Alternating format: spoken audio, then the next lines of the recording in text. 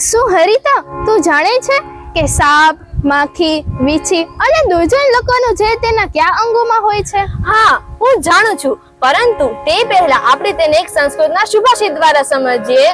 તક્ષકાશ્ય વિષમદંતે માક્ષિકાયાશ્ચ માસ્તકે દૂષિકાસ્ય વિષમદંતે સર્વાંગે દુર્જન્યસ્ય તત. સાંભળ્યું રિયા? સાપનો ઝેર તેના દાંતમાં હોય છે. જ્યારે સાપ આપણે તેના શરીર વડે સ્પર્શે છે ત્યારે તો આપણે તેનું ઝેર નથી ચડતું, પરંતુ જ્યારે તે આપણે તેના દાંત વડે સ્પર્શે છે ત્યારે આપણે તેનું ઝેર ચડે છે. તેની સીધે માખીઓનું ઝેર તેના માથામાં હોય છે. જ્યારે તે આપણે શરીર વડે સ્પર્શે છે ત્યારે ઝેર નહીં, પરંતુ માથા વડે સ્પર્શે ત્યારે ઝેર ચડે છે. તેવી જ રીતે વીંછીઓનો ઝેર તેની પૂંછડીમાં હોય છે.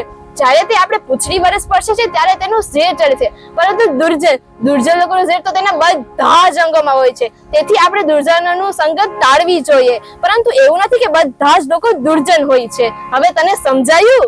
આભાર હરિતા, મને સરળ ભાષામાં સમજાવવા માટે. રિયા, શું હું તને એક પ્રશ્ન પૂછી શકું? હા, ચોક્કસ. તને ખબર છે કે આપણો સાચો બાંધો કેવો હોય છે?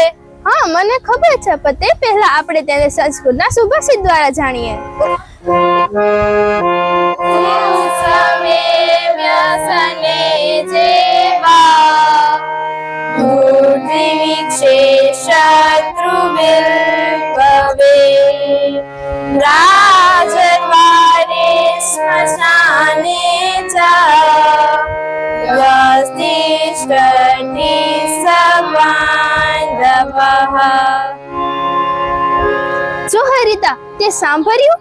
જે ઉત્સવના સમય એટલે કે સારા નાશા પ્રસંગોમાં આપણી સાથે હોય, જે સંકટના સમયે આપણી સાથે, તે તો સાંભળ્યું જ હશે કે સાચો મિત્ર તે જ હોય જે ધાડ સળ્યો હોય, સુખમાં પાછળ હોય પણ દુઃખમાં આગળ થાય, જે દુકાળના સમય એટલે ખરાબ સમયમાં આપણી સાથે હોય, જે શત્રુઓ સાથેના યુદ્ધમાં આપણો ઢાળ બનીને ઊભો રહે, જે રાજ દરબારમાં તેમજ સ્મશાને આપણી સાથે હોય, તે જ આપણો સાચો બાંધવ હોય છે. શું તને સમજાઈ ગયું? હા, મને સમજાઈ ગયું. તારો ખૂબ ખૂબ આભાર મને આ પ્રશ્નનો ઉત્તર આપવા માટે.